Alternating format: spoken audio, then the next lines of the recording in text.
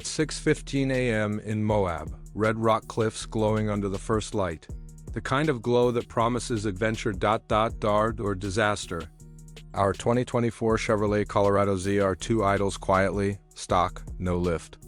No 40-inch tires. Just factory grit and a driver crazy. Enough to test it against the legends of this desert. This is Jeep country. Moab isn't just a place, it's a proving ground. If your rig can't walk the walk here, it doesn't matter what's on your spec sheet. So the question was simple: could our ZR2 survive what the hardcore Jeeps live for? We started with fins. And things. A local favorite, but not exactly beginner-friendly. The ZR2's front approach angle was tested almost immediately. Without the steel bumpers of the Bison edition, we had to be surgical with each ledge. Hit it wrong, and you're grinding plastic instead of climbing rock. It didn't take long to find out. This truck can flex. 10 inches of travel up front, nearly 12 in the rear. Not Jeep Wrangler levels, but enough to keep 3 tires planted most of the time, and when only 2 are down. That's when the lockers come in. Terrain mode is the unsung hero. 1 pedal. Rock crawling with the service brakes doing the work? It felt more like tiptoeing in hiking boots than driving a truck. The throttle was chill, the camera system? A literal third eye. This wasn't brute force wheeling, this was strategy, precision, calm, and calculated. Crawling, but here's where things got spicy. Hell's Revenge. It's not Hell's Revenge without a shot at Hell's Gate. If you've never seen it, imagine trying to drive up a rock chute tilted like a skateboard ramp, while your wheels scream for traction and your stomach tells you this was a terrible idea. We reached the base and could already hear the Jeep crowd talking. You know the type, built rigs, beadlocks. You're gonna try that in a stock Chevy? You.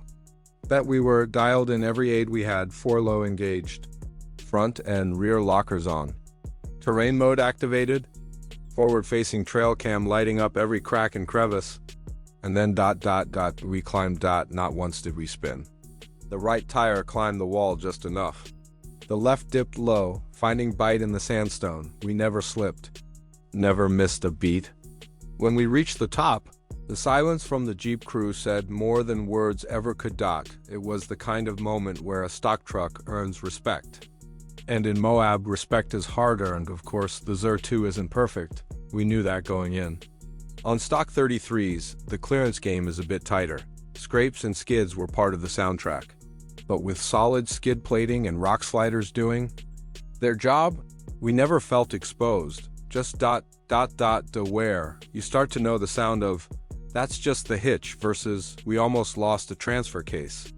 From slow crawls to fast blasts, we hit every corner of Moab's personality. And when the rocks turned to sand, we cranked it to Baja mode. Traction and stability off. Let the Multimatic shocks go full beast mode. This truck moves differently in the dunes.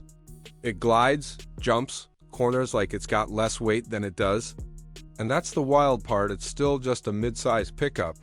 With real payload, real towing, real comfort. And now, real trail cred. But what about the drive home? We packed up, motorcycle in the bed. 750 miles to go. And that's when we hit the one enemy Moab didn't prepare us for: wind resistance. The bike over the cab nuked. Our aerodynamics? Gas mileage dropped. 17 became 15. Not terrible, but noticeable. Especially with the tires howling after 30,000 miles of punishment. The wear was real. The howl had arrived. But that's part of the long-term story. We've used this ZR2, abused it even. Snowstorms, rescue missions. Long hauls, short bursts, every terrain, every condition. And you know what? It's still hungry for more. What really surprised us wasn't that it made it through Moab. It's how confidently it did it. No drama, no toe straps, no busted panels. Or overheated diffs. Sure, the Jeeps have legacy here.